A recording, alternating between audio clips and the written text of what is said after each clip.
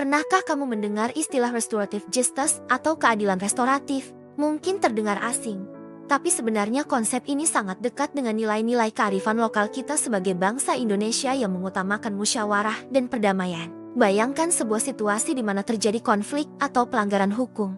Biasanya yang terbayang adalah pelaku akan dihukum dan masuk penjara. Kan? Nah, restoratif justice menawarkan pendekatan yang berbeda. Ini bukan tentang menghukum semata, tapi lebih kepada memulihkan keadaan dan memperbaiki hubungan yang rusak.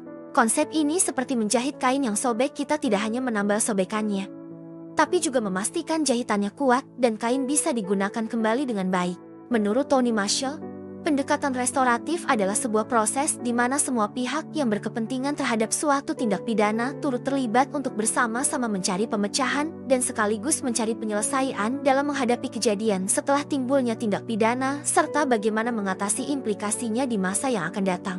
Dalam konteks hukum, ini berarti melibatkan semua pihak, yaitu pelaku, korban, keluarga pelaku, keluarga korban, APH dan masyarakat untuk bersama-sama mencari solusi terbaik agar dapat dipulihkan kembali seperti yang tercantum dalam pasal 1 huruf 3 Peraturan Polri nomor 8 tahun ke-2021. Restorative justice ini memiliki 5 prinsip kunci, yaitu yang pertama partisipasi penuh dan konsensus antara korban dan pelaku. Yang kedua, menyembuhkan atau memulihkan kerusakan. Yang ketiga, pertanggungjawaban langsung secara utuh oleh pelaku. Yang keempat, penyatuan kembali pelaku kepada masyarakat. Dan yang terakhir, memberikan ketahanan kepada masyarakat agar dapat mencegah tindak pidana berikutnya. Menurut Komariahe Saparjaja, nilai utama dalam pendekatan restoratif ini adalah encounter, bertemu satu sama lain, amends, perbaikan, reintegration, penggabungan kembali dengan masyarakat, dan inclusion, keterbukaan.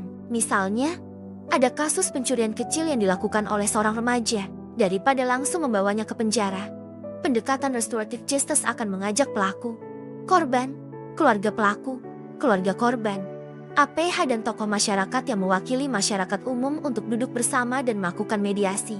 Korban dapat memberitahukan kerugian apa saja yang ia alami akibat tindakan pelaku terhadapnya. Pelaku diberi kesempatan mengakui kesalahannya, meminta maaf, dan bertanggung jawab atas perbuatannya, mungkin dengan mengganti kerugian atau melakukan kerja sosial. Yang menarik, pendekatan ini bisa diterapkan di berbagai tahap hukum, mulai dari tingkat kepolisian, kejaksaan, hingga pengadilan. Tentunya dengan syarat-syarat tertentu, seperti bukan merupakan kejahatan berat dengan ancaman pidana penjara tidak lebih dari 5 tahun, bukan pengulangan tindak pidana. Kerugian yang timbul akibat tindak pidana harus kurang dari 2,5 juta rupiah. Ada kesepakatan damai antara pihak-pihak yang terlibat.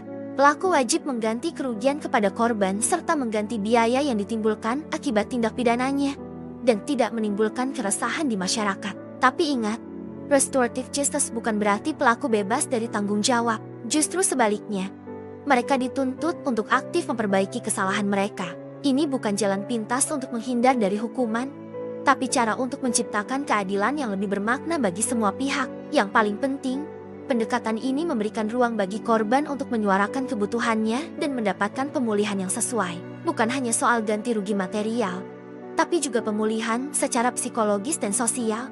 Menariknya lagi, konsep ini sebenarnya sangat sesuai dengan semangat Pancasila, khususnya sila keempat yang mengutamakan musyawarah untuk mencapai mufakat. Ini adalah cara kita sebagai bangsa untuk menyelesaikan masalah dengan bijaksana dan manusiawi.